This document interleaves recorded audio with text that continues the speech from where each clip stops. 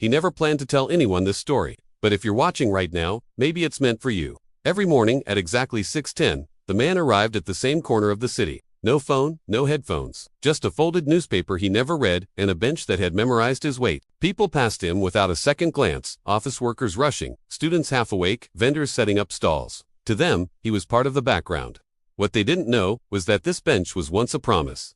30 years ago, he stood on that same corner with a suitcase and a letter in his pocket. The letter was an acceptance, one chance to leave the city, one chance to become the person he always talked about becoming. But that morning, fear spoke louder than hope. He told himself he'd go tomorrow, then next year, then when the time is right. The suitcase went back under his bed.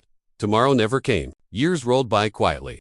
A job that paid just enough. Conversations that never went deep. Dreams that slowly learned how to stay silent. Each morning, he returned to the bench, as if sitting there could somehow rewind time.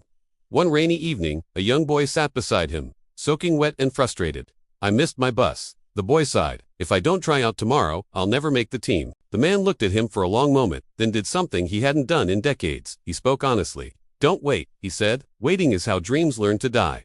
The boy nodded, thanked him, and ran off. The next morning, the bench was empty. For the first time in 30 years, the man didn't show up.